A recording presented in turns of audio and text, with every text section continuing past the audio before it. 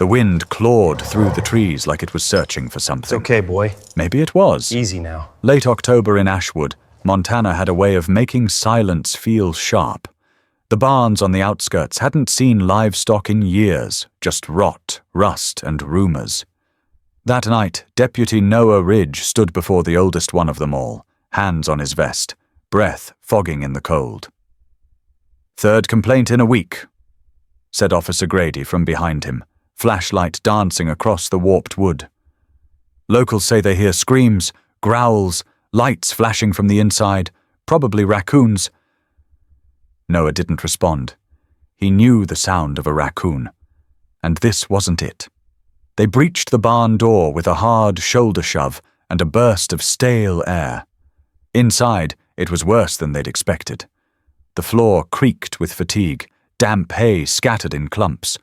Old harnesses hung like forgotten limbs from rusted hooks. Grady moved right. Noah stayed left. It was the smell that stopped him. Not just decay. Sterilized metal. Blood. And beneath the rotten boards, something else. A vibration, low and steady. A warning buried in silence. "Noah, you hearing that?" Before he could answer, the floorboard near his boot gave a muffled thud, like something had shifted beneath it. "Over here," Noah said, crouching. The others gathered as he pried the hatch open. The wood groaned in protest. Beneath was a shallow stairwell, concrete, crude, and definitely not on any property record. A flicker of light pulsed below.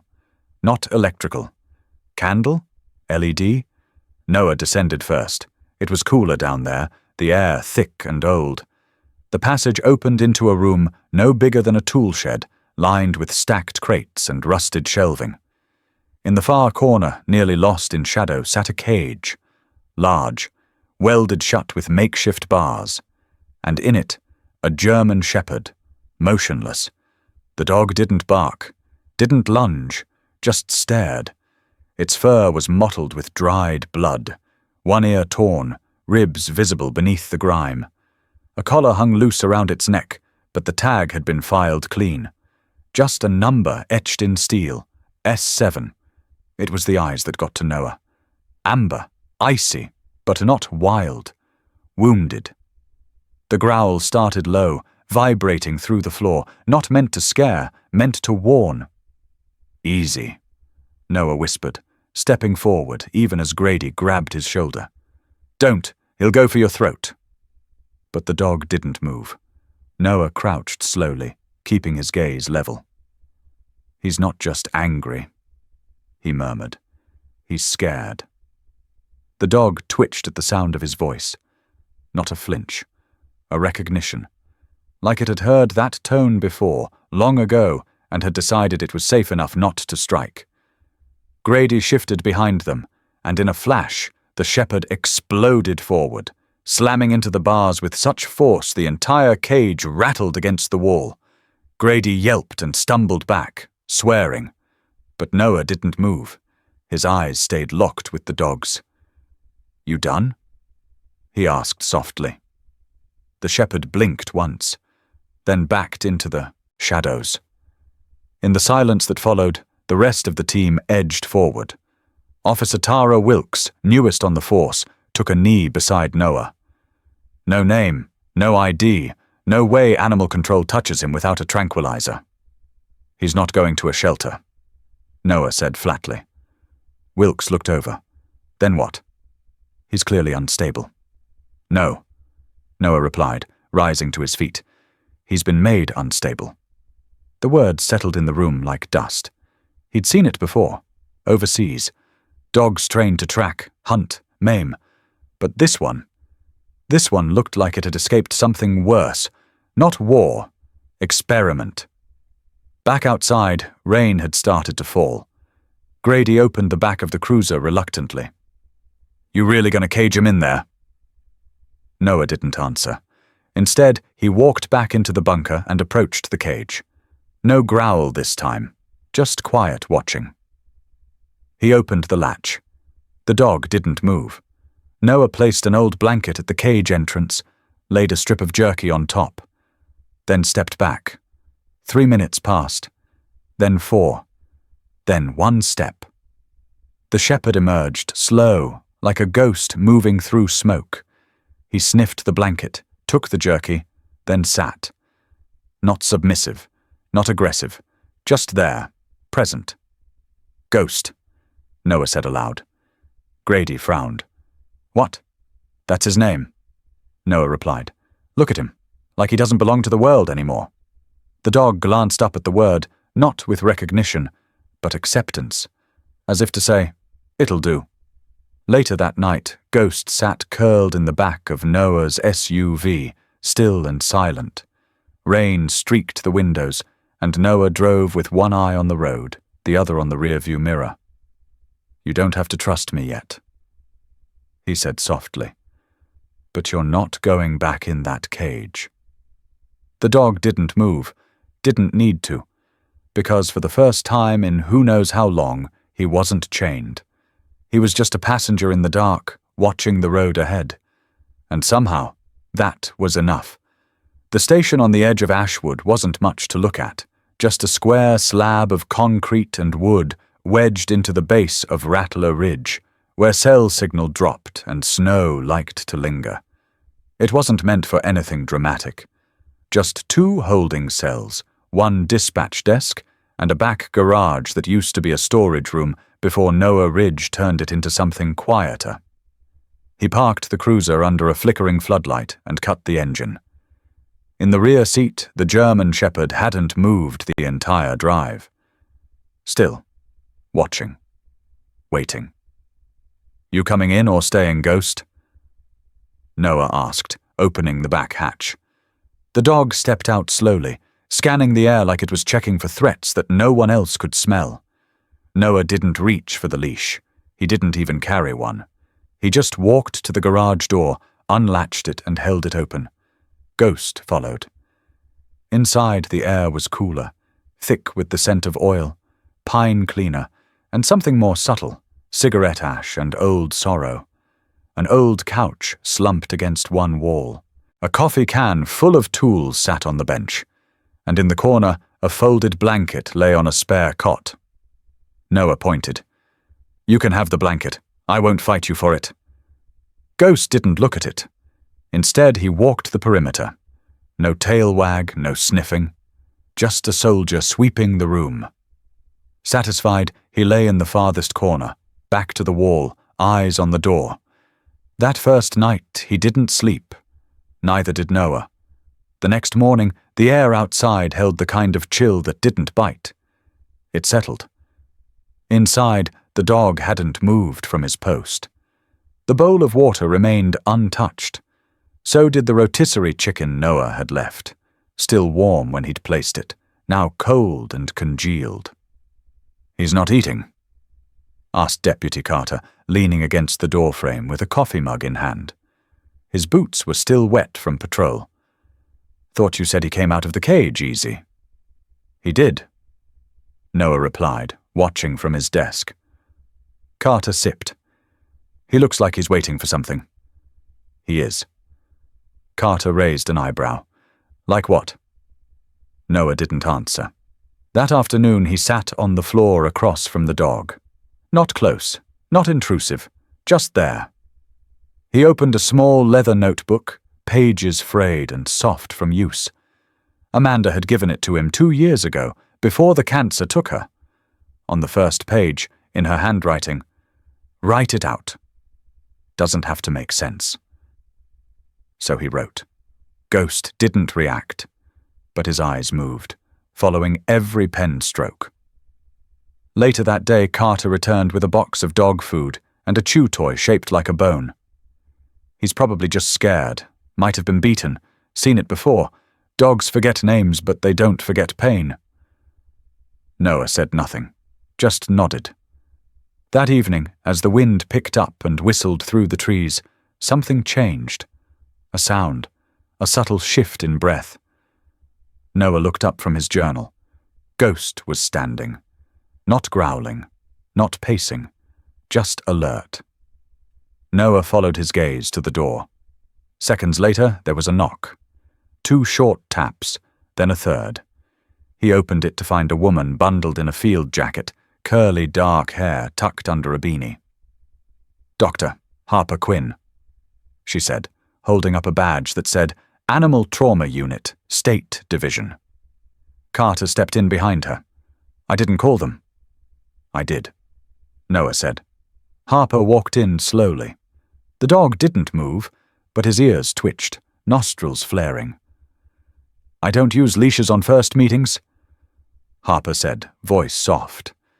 "And I don't assume the dog's broken just because the humans are."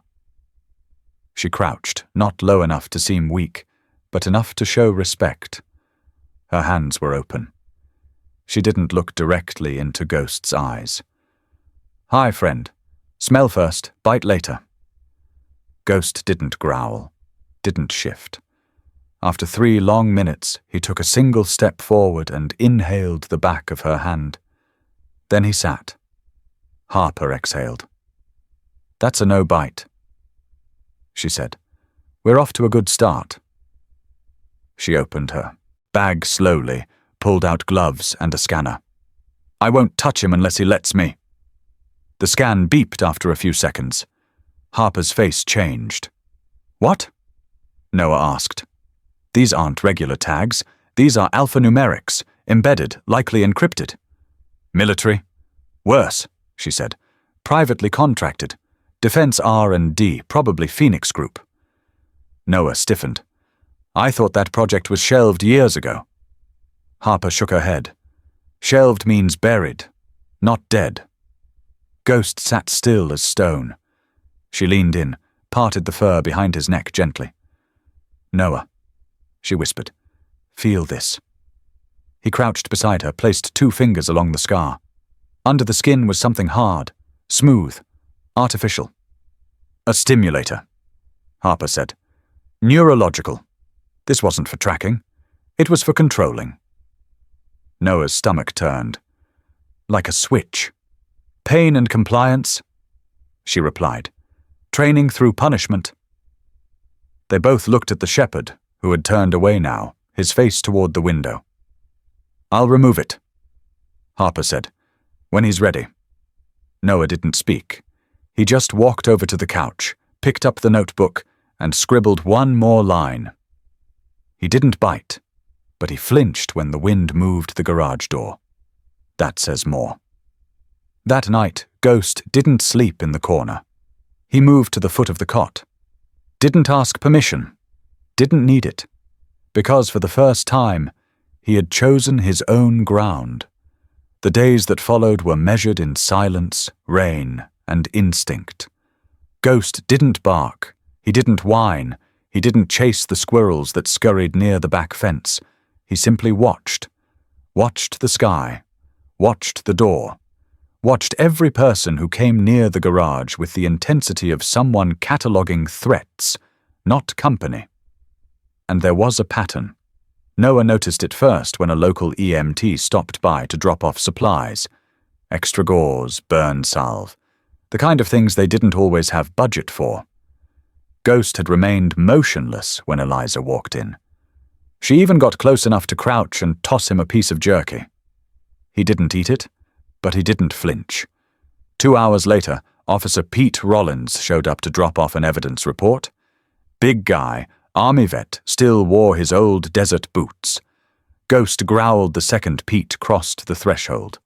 Not loud, not showy, just a deep vibration that came from somewhere ancient.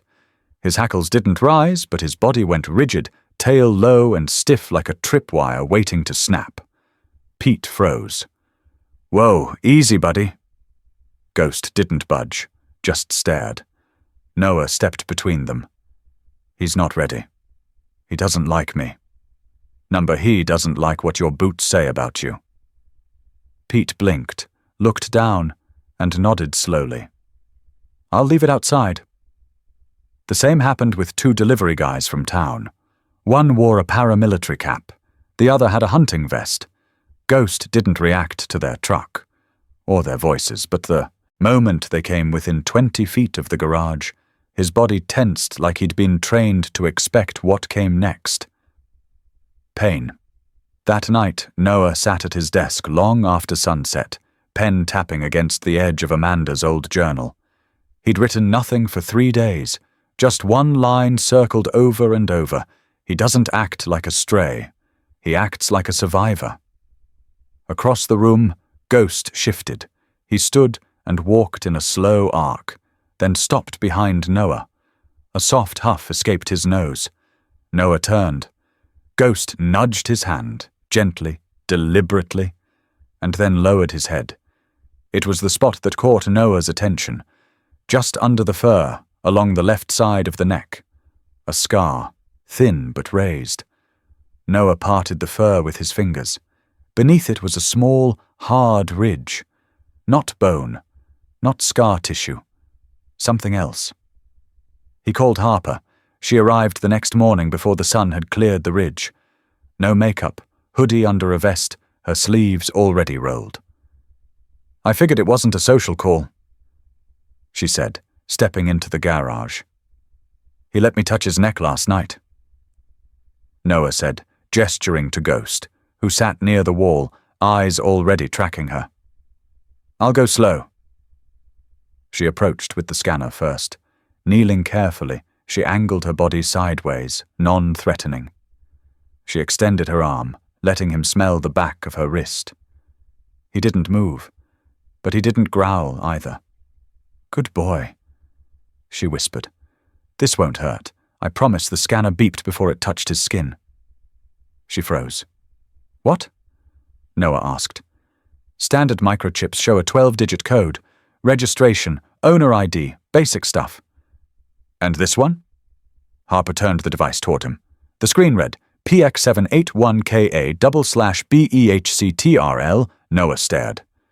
"Behavior control?" "Looks that way." She ran it again. Same code. "That's no GPS chip," she said quietly.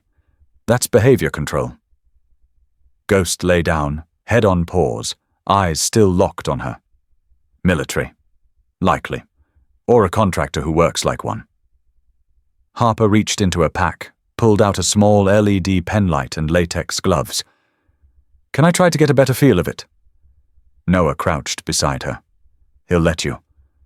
Ghost didn't protest. As her fingers pressed around the lump, she frowned. "It's embedded deep, not just under the skin, anchored to the muscle. This wasn't put in by a vet. This was surgical." "To do what, exactly?" She glanced up. "My best guess? Pain stimulus, triggered externally, maybe even audio-reactive." "You mean someone could make him obey by hurting him?" "Not just obey. Comply. Forget himself. Override instinct." Noah looked down at Ghost, who hadn't moved. Not a sound, not a flick of the ear. "He's still got it in him," Noah said. "He's suppressing it," Harper corrected. "On his own." They sat in silence for a long moment. Then Harper added, "That's what makes him dangerous."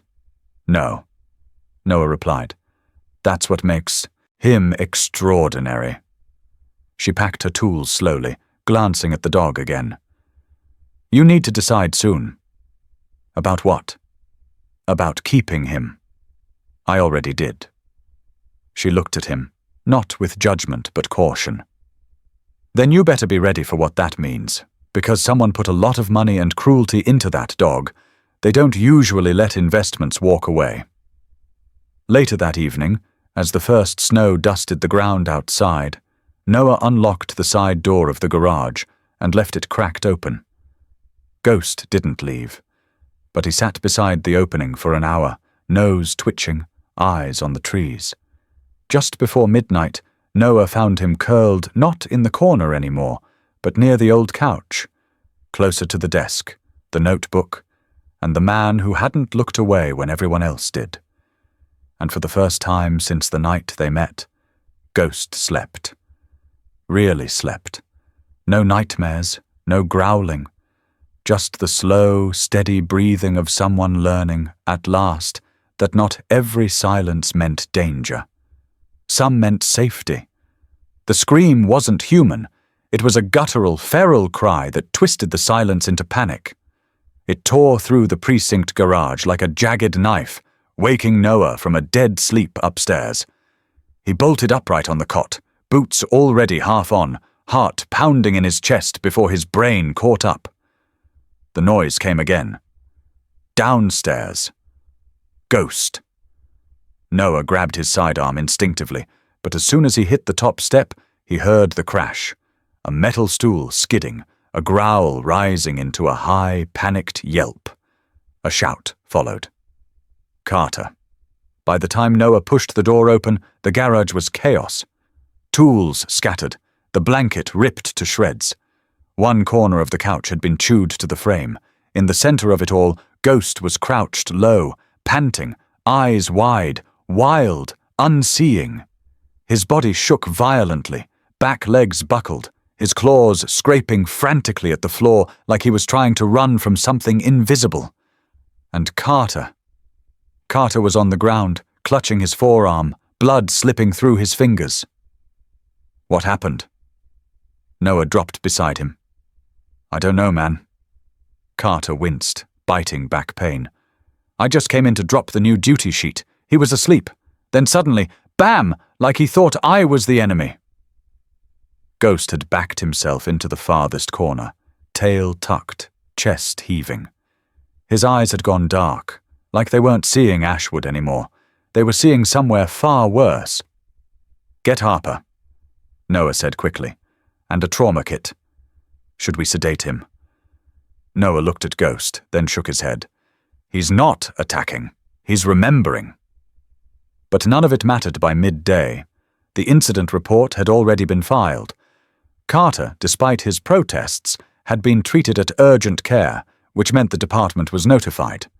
And when Animal Control got wind of the bite, protocol kicked in. Ridge, this isn't personal, Sheriff Monroe told him that afternoon in the office, voice flat. But you're holding a dog with a military-embedded device and a behavioral record that now includes an attack on a deputy. He didn't attack, Noah argued. He panicked. It was a trauma response. He still broke skin. Noah stood rigid, jaw clenched. Carter's fine. This isn't about Carter.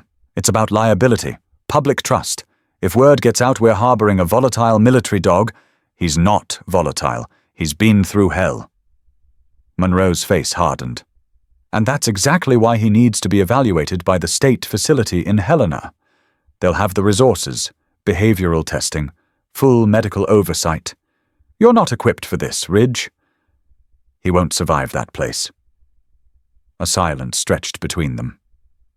Transfer is tomorrow morning, Monroe said finally. Don't make me send someone else. When Noah returned to the garage, Ghost was lying by the heater, quiet again, but his body was taut. He hadn't touched his food. The couch had been pushed back, the tools picked up, but the tension lingered in the air like smoke after a fire. Noah knelt slowly. Ghost turned his head, and in that one glance, Noah saw something he hadn't expected. Shame. Not fear. Not rage. But guilt. Like he knew. Noah reached out, not to touch, but to offer. You didn't mean to, he said quietly. I know that. You're not broken. You're just bleeding in a different way. Ghost didn't move. Later that night, Harper showed up without being called. She walked in without a word, placed a Tupperware container on the bench, and knelt beside Ghost. It smelled like roast chicken and rice. Ghost didn't eat it, but he didn't move away either. Harper looked up at Noah. They're taking him, aren't they? He didn't answer. She stood, exhaling hard. He's not going to make it there.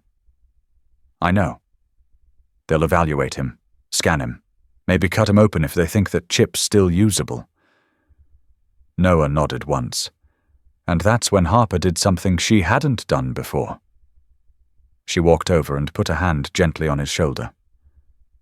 You need to fight this, she said. If not for him, then for the kid he used to be. But the next morning came anyway. The van arrived just after dawn. It wasn't marked, but it didn't need to be. 2 men in grey coveralls stepped out, Quiet, efficient, no small talk. One carried a reinforced carrier, the other a clipboard. "Name's Ridge?" The taller one asked.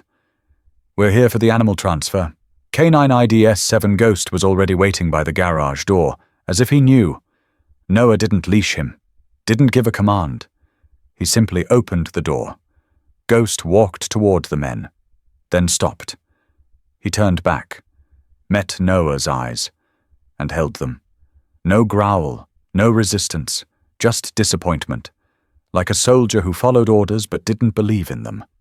As they latched the cage and lifted it into the van, Harper stood frozen near the heater, arms crossed tightly over her chest.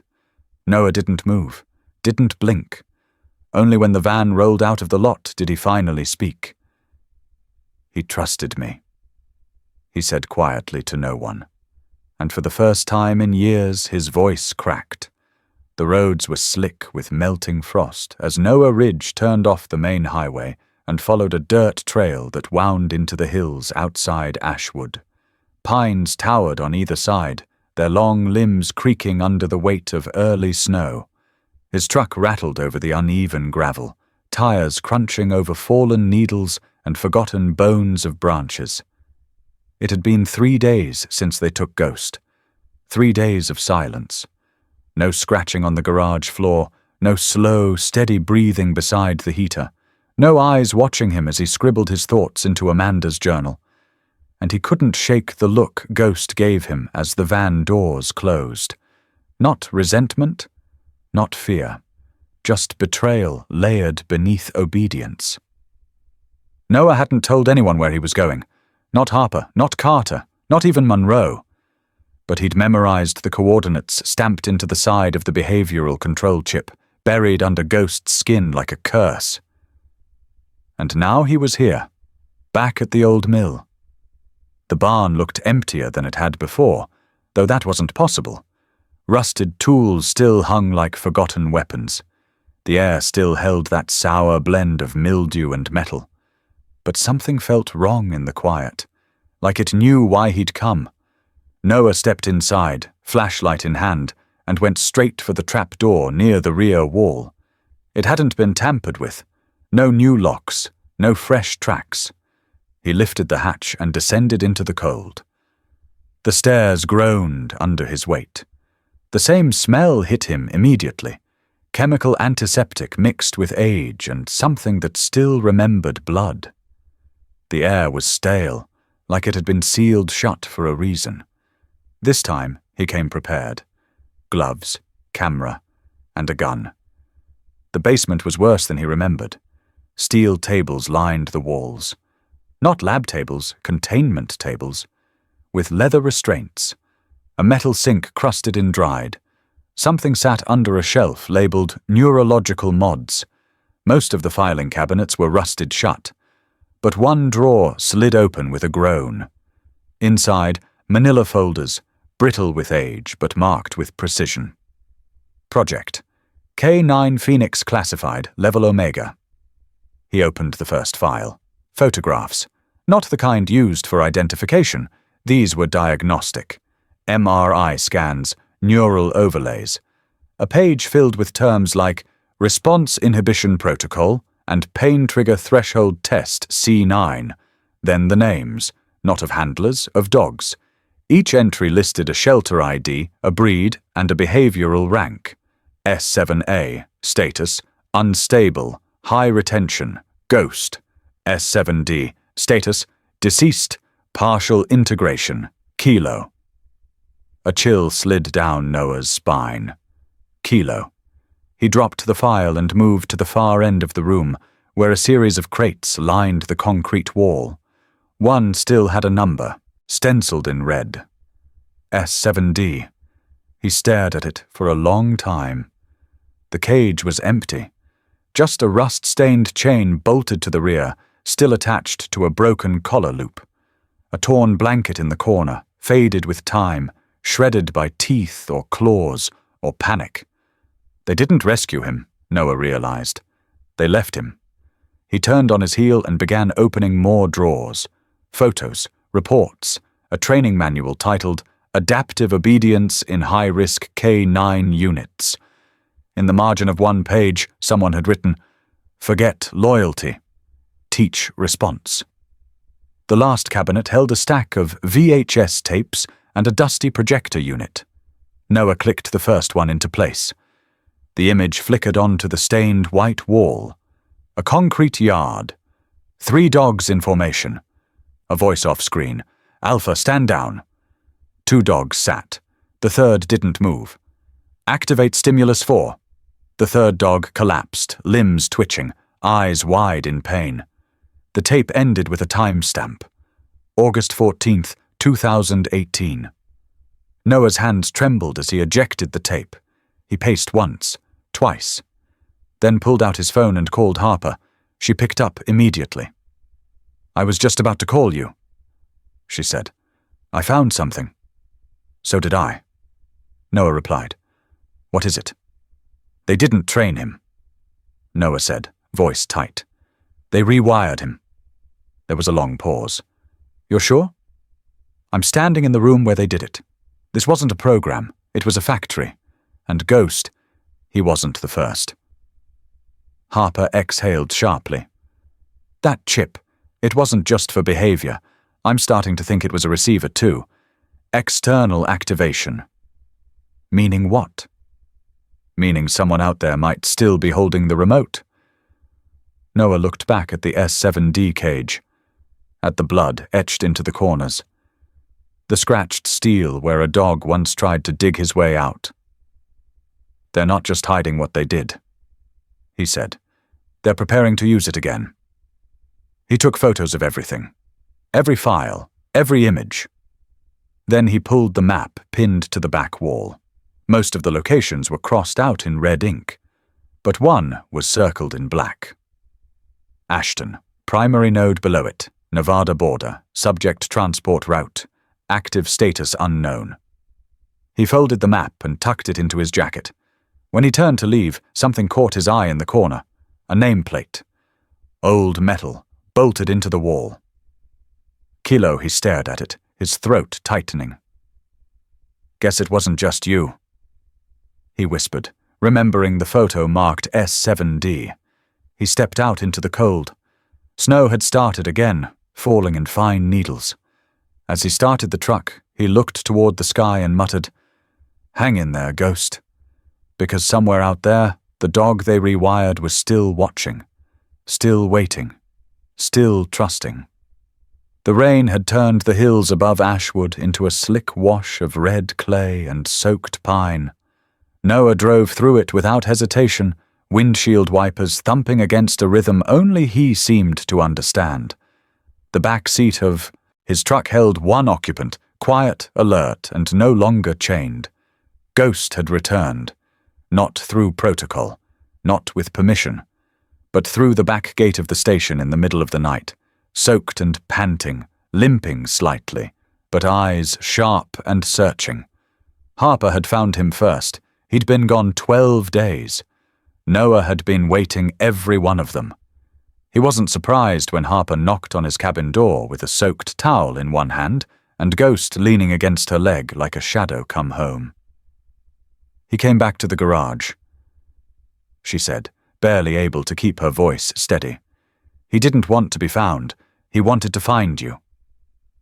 Now, 3 days later, they were headed toward the last breadcrumb in a string of loose ends from the Phoenix documents, unreported movement in the northern forests, near old ranger stations, flagged in the margins of a transport manifest with no official destination. Ghost had picked up the scent near the old mill road. At first, Noah thought it was nothing, just routine patrol instincts. Until Ghost stopped, stiffened, and turned toward the tree line with the kind of certainty that made Noah's hands tighten on the wheel. They pulled over at mile marker 27, where the trail gave way to brush and uneven terrain. Noah unlatched the back. "Go," he said. Ghost didn't need to be told twice. He leapt down, nose to the ground, moving with a mix of precision and tension. Something was calling him forward, and Noah followed. It took 20 minutes of weaving through low-hanging branches and muddy roots before they found the boy. Curled under a collapsed pine, knees to chest, barefoot, clothes ragged. No more than 9 or 10. Ghost froze in place, head low, tail stiff. Not aggression, not fear. Recognition. The boy lifted his head, eyes wide, skin pale under a layer of dirt. Then he whispered one word. Alpha. Noah's breath caught. Ghost stepped forward slowly. No bark, no growl, just presence. The boy let out a sob that cracked open something inside both of them. He came back, the boy whispered, and collapsed into the shepherd's side. They carried him out wrapped in Noah's jacket, cradled between warmth and disbelief. His name was Liam. He barely spoke during the ride back, eyes locked on Ghost like an anchor. At the station, Harper met them with blankets and broth. She said nothing when she saw the boy, just crouched low and checked his vitals with steady hands. No broken bones.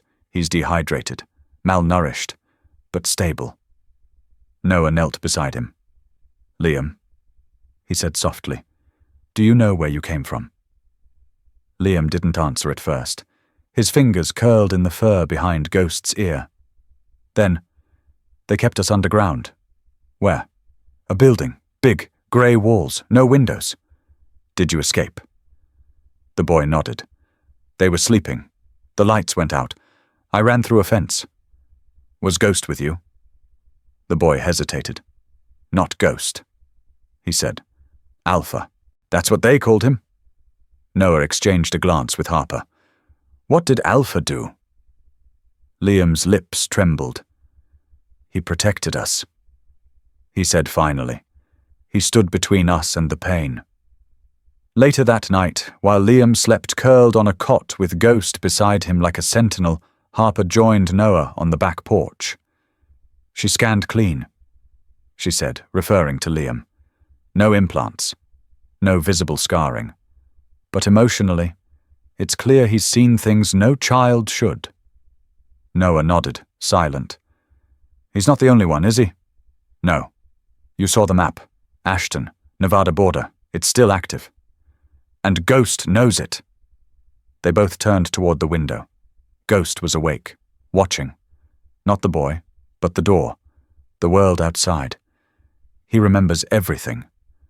Harper said softly. Not just the pain, the faces, the names, the layout of the hallways, the smell of fear. Then he's our only lead. You realize what that means, don't you? Noah did. It meant Ghost wasn't just evidence anymore. He was witness, navigator, key. And someone, somewhere, was going to want him silenced. Noah walked back inside, picked up Amanda's notebook, and scribbled a single line. Today, trust didn't come from a handshake. It came from a child calling a dog by the name only survivors knew. Then he sat down beside Ghost and placed a hand on his back. Show me the way, partner, he whispered, and Ghost leaned in. The wind kicked up just after midnight, tearing through the trees like something hunted.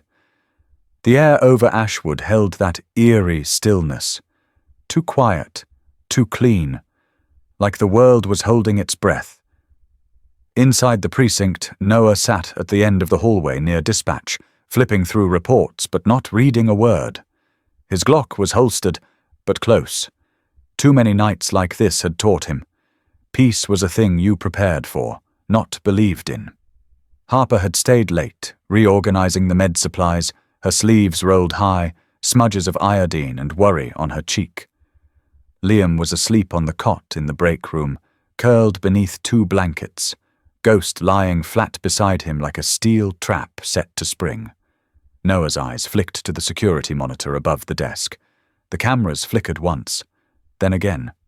Static. Harper, he said without raising his voice. She looked up. Power just blinked.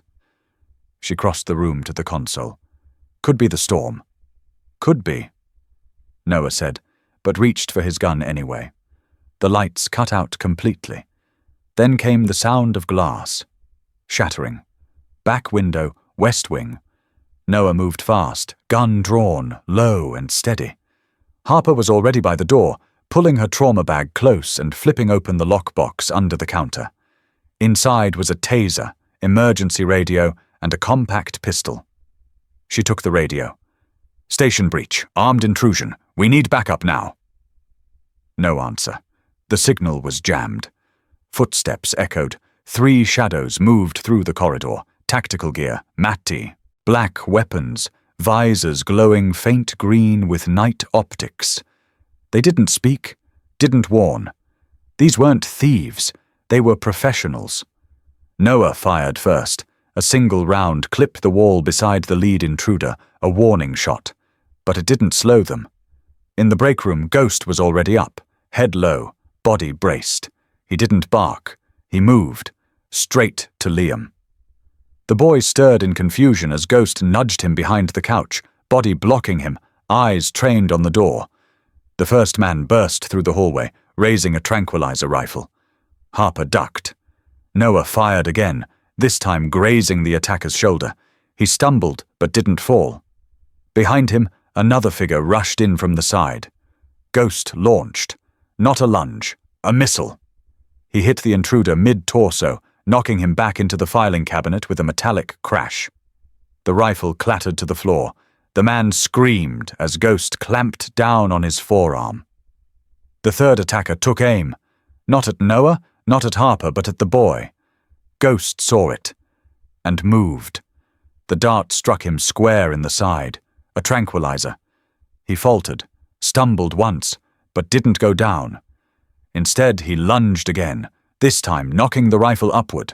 The dart meant for Liam embedded harmlessly in the ceiling. Harper grabbed the fallen rifle, aimed it at the groaning attacker by the desk, and ordered, "Hands behind your head. Now." The man didn't comply. So she fired. Taser prongs hit home. He dropped, convulsing. Across the room, Ghost staggered, breath shallow, legs buckling. But his body stayed between Liam and the threat. Noah pinned the last intruder, forcing him to the ground with a swift elbow to the side of the jaw. The mask cracked.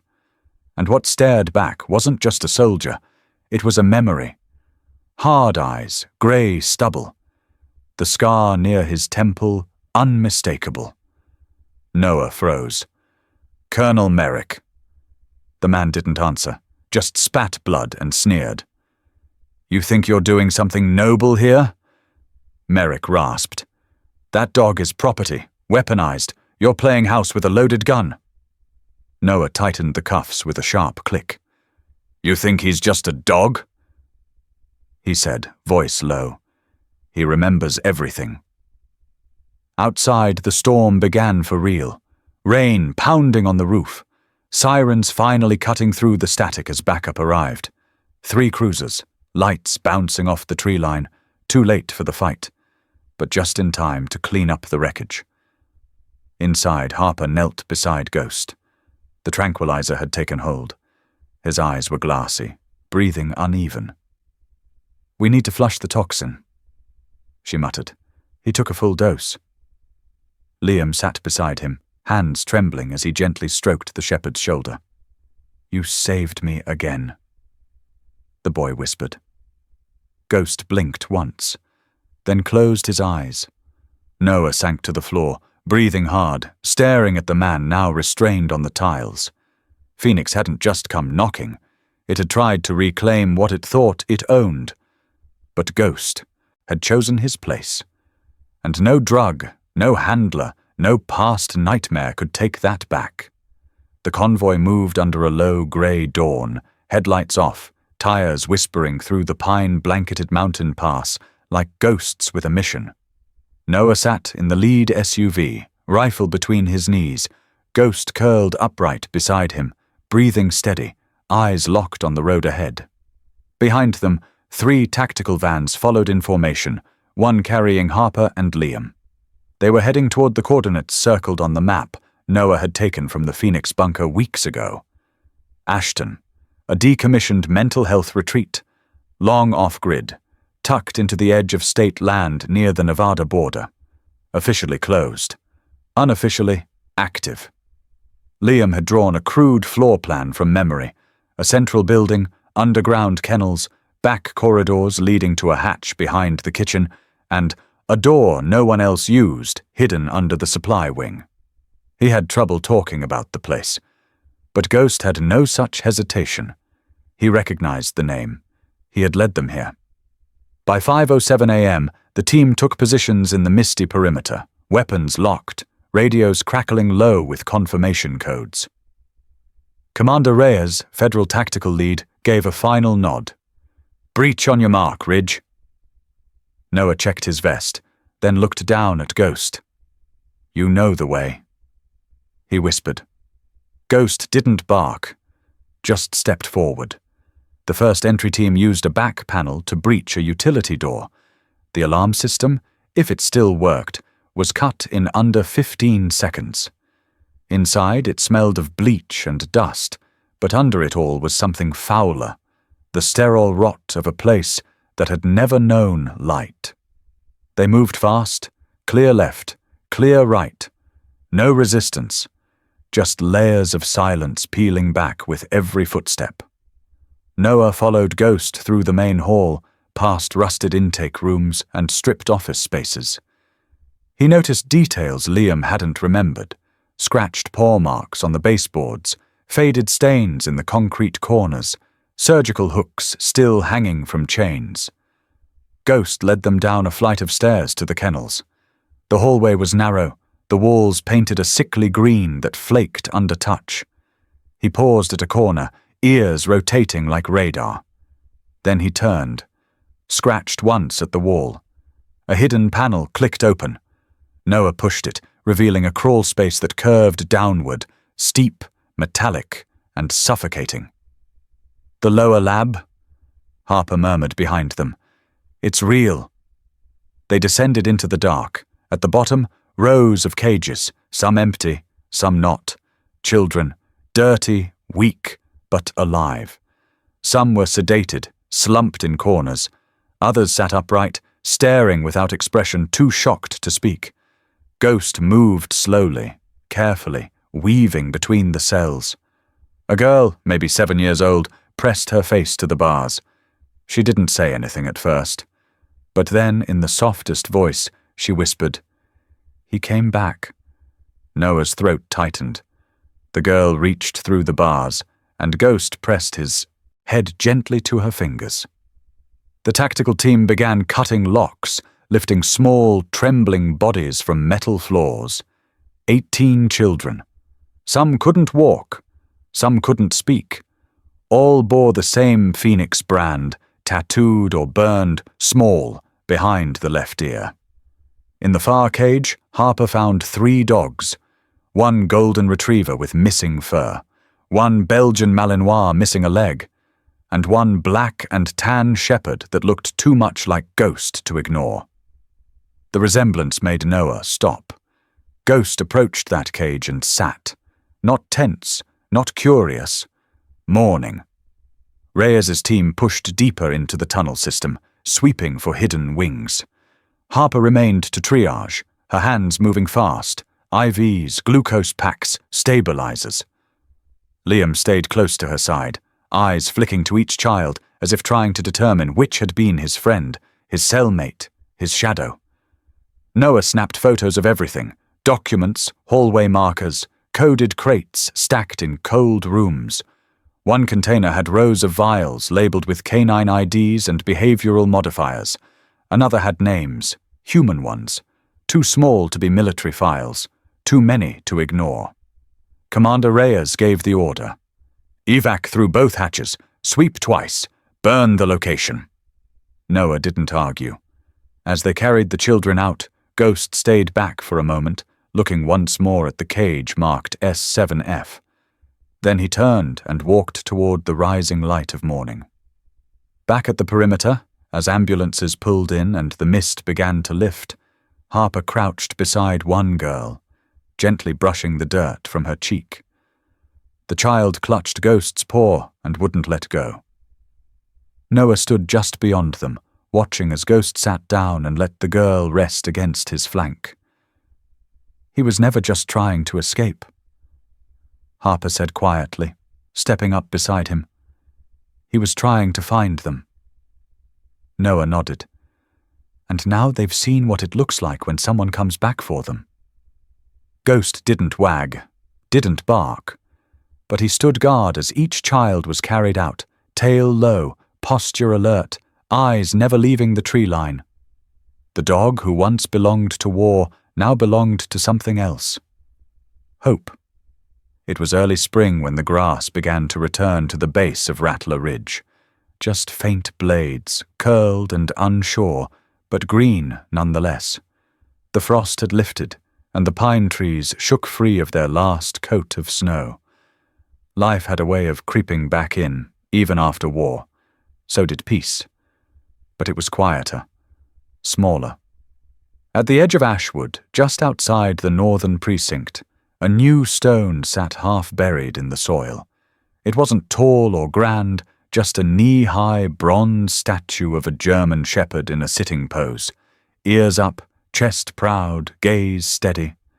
A soft plaque below read, "He guarded more than gates. He guarded souls." Nobody held a ceremony. There was no speech, no reporters. The sculpture had arrived in an unmarked crate with no return address. Noah knew who sent it. Katie Monroe. She'd been there at Ashton, leading the debrief for the Department of Justice. She saw Ghost escort 3 children out of that hell with more command presence than half her squad.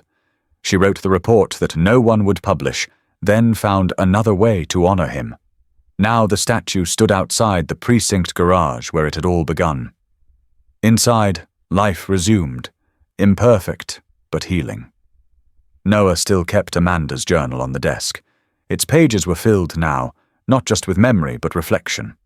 Every night, he wrote. Not for clarity, not even for peace, but to remember. Liam now lived in a small house just outside of town, tucked between a vet clinic and the tree line. Officially, he was in foster care. Unofficially, he had a home. With Harper. She'd never said it aloud. But when the state worker asked Liam if he had any preference, he'd simply taken Harper's hand and said, "I trust her." And Harper had nodded. They kept things simple.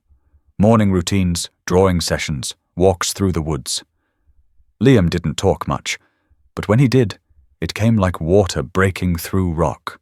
Slow at first, then strong. Some nights he woke from dreams, screaming, shaking. But Ghost was always there.